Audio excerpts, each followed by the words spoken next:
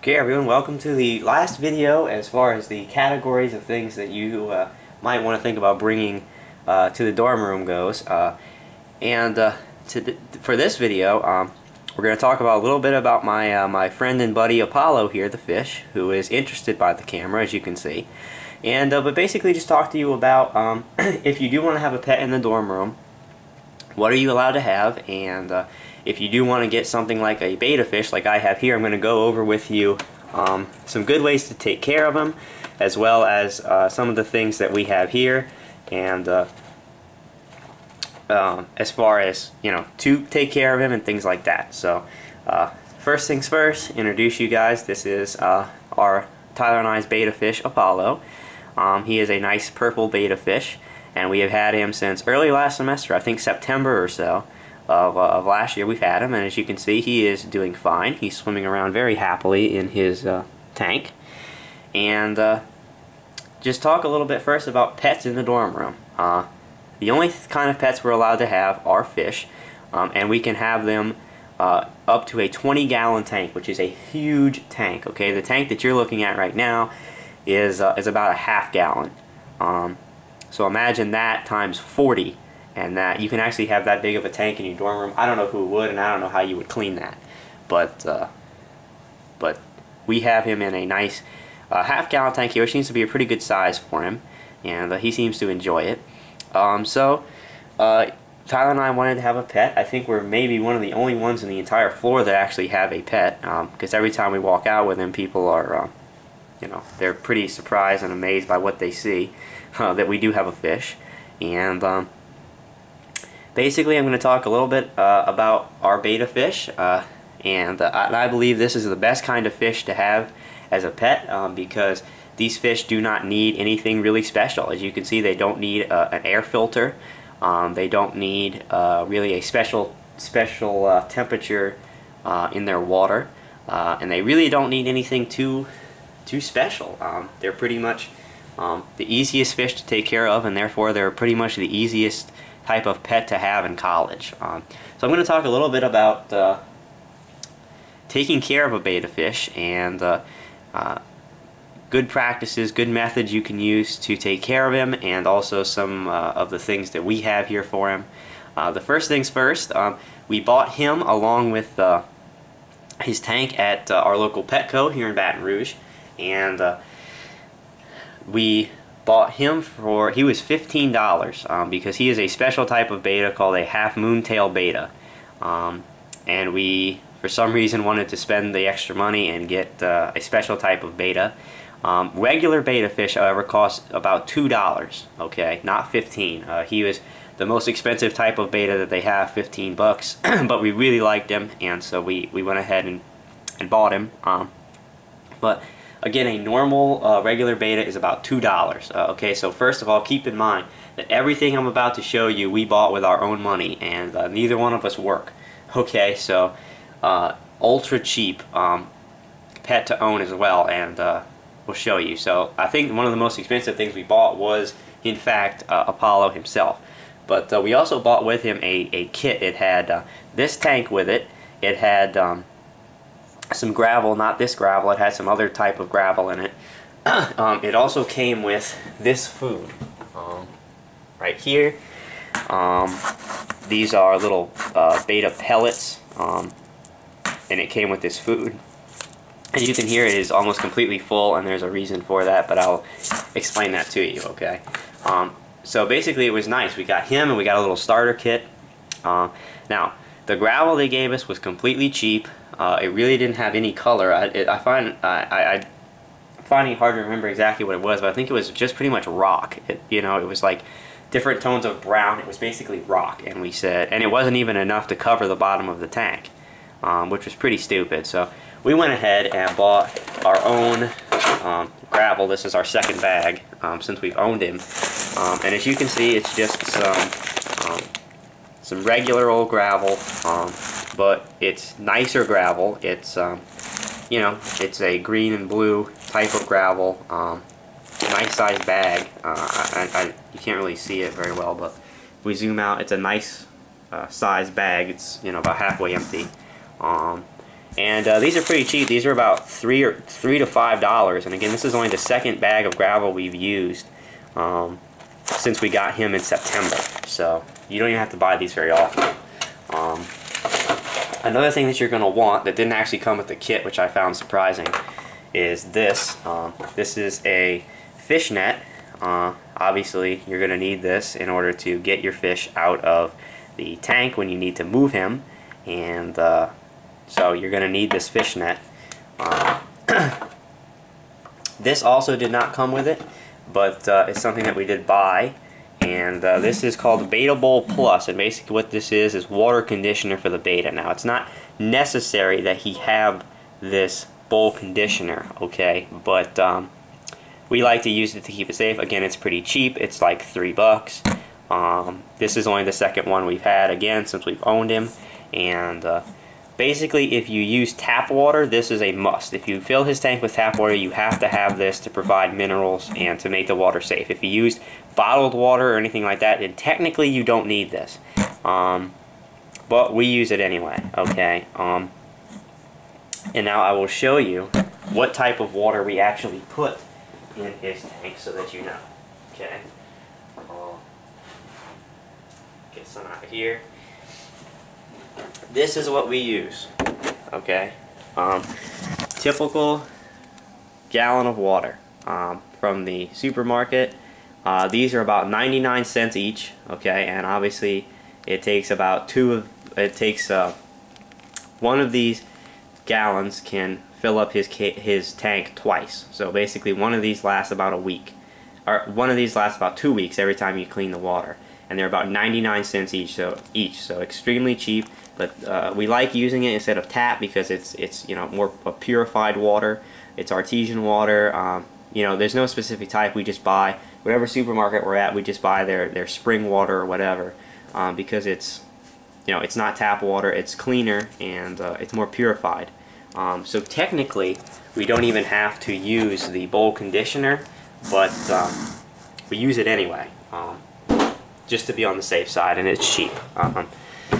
This actually is the original bowl in which he came, and we've kept this because what's nice about it is we have to clean his tank in a dorm room. So as you can see, half moon male, you know, to prove to you the point that he was a different kind of betta. But so what's nice is he's hiding right now. As you can see, he's behind his plant. Camera shy, but we actually scoop water out of his tank with a cup and fill this up with his tank water, and then use the net and put him in here while we're cleaning the tank, and then we're able to take him out of here and put him into the clean tank and then just wash and rinse this out, which is nice. So he's got somewhere to be while we're cleaning the tank. So if it, you know, it's going to come in something like this if you get a betta from the store. You know, make sure to keep this because you know, it's got a top on it with a nice hole so he can breathe, and you know, this will allow you to have somewhere to put your fish while you're cleaning the tank, okay? So anyway, a couple more things. First of all, to talk about the food, this is the one that came with the tank. These are pellets. My old betta fish, back when I was a little kid, we had bettas at my house. They love this stuff, and they eat it all the time. Well, when we first brought Apollo home, as he's come out from hiding now, he refused to touch this stuff. We tried to feed this to him for about a week, and he wouldn't eat it. He just wasn't eating. And we said, well, maybe he just doesn't like the food. So what we did was, went to the store and asked them if we could try anything else, and they said to try this. Now, it is as nasty as it sounds, unfortunately. These are called bloodworms, and they literally are, as you can see from the picture here, dried worms, okay? But he loves the stuff, and bettas in general love bloodworms for whatever reason. Bettas are carnivores, so they eat worms and things like that. And so, as soon as we bought this for him and put him in the tank, he gobbled it up right away, and has never stopped eating it since. They say technically that this stuff is only for supplements, but we've been using this as his primary food source, and the people at Petco told us that's fine as long as he eats it, and he's been doing fine. So maybe your fish will like this, the pellets. Again, the ones I had as a kid did, but Apollo does not. He likes the bloodworms, so this is kind of useless to us now. I might give it to somebody else who has a betta fish and who uses. Dave was thinking about getting a betta fish, so if he does, I will give him this food and see if his fish likes it. So this is what we feed him, and we just if you do touch these things, you do want to wash your hands, obviously, because they're worms, and they can have some diseases or something like that. It has a warning on here, and I'm not sure why, but I believe these bloodworms can be parasites or something like that, so they may have, you know, something in there that you don't want. So if you do touch these things, make sure to wash your hands. But what we do, we just take the top off and tap a few worms in his tank once in the morning and once at night, and then we don't have to wash our hands because we don't ever touch the worms. So that's that, and a couple more things I want to talk about before we wrap up with our pet section. As you can see, he's got a castle here and also a plant. There was actually a plant that came with the starter kit, but again, it was really sad. It was scraggly, and it was hard plastic and real kind of cheap. So we did away with that, and we bought him a different plant. The leaves of that one are actually like a silky material, which is better for fish, because if you get the kind of plant that we had with the hard plastic leaves, they can actually rip his fins if he swims by it, and that stuff gets stuck on his fins. It's rough, that plastic stuff, and it can damage the fish. So you want to get something like this with a lot of leaves and that silky material, so that you know, it's safe for the fish and as well. This castle we bought again separately. It was pretty cheap, but what we like about it is it's got this hole in it, as you can see, and fish, especially bettas, like having shade to go in sometimes, because bettas in the natural environment live in some Asian countries, and they live in shallow water underneath like floating grass and things like that in the water, where it's shady. And so bettas really like some shade and some shelter. So you need to buy him something like a plant, and maybe something like the castle we have in there, so that he has somewhere to go. And he loves both those things. He'll swim right into the hole of this castle, and he'll also swim under the plant here. It makes him feel more comfortable, a little bit more like his natural environment, and gives him some shade and somewhere to go and rest. So that's basically it for the pet section. Again, a betta fish would be the best option if you do want a pet in the dorm room. A fish is pretty much your only option, and bettas are by far the easiest and to take care of, and they're pretty common amongst college students for pets. Easy to take care of. Again, the cleaning habits: we clean his tank once a week. We pour out all the water. I change his gravel probably like once a month or so between cleanings. When I don't change the gravel, I put him in this, which is just like a strainer. As you can see, I put them in there and strain out all of the gravel, run water through it, put some soap in there, and clean the gravel real well. But after about a month, it's going to get pretty dirty in there, and stuff's going to get stuck in there, and you can't get it out. So you do want to change the gravel probably once a month or so. Just give him whole new gravel, so that, you know, you can make sure it's clean. And also, it is recommended that you do half water changes once a week as well. We don't actually do that. We just clean his entire tank once a week. We don't do the half water change. Should we? It's possible, but you know, we do use the purified water. We do also use the bowl conditioner, as you can see. So his water is pretty clean, and if you clean it once a week, every week, and stay up to date with that, then you should be good. So anyway, we're running out of time, so that'll be it for the pet section.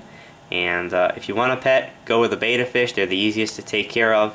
And we'll finish up the dorm room survival guide when we come back.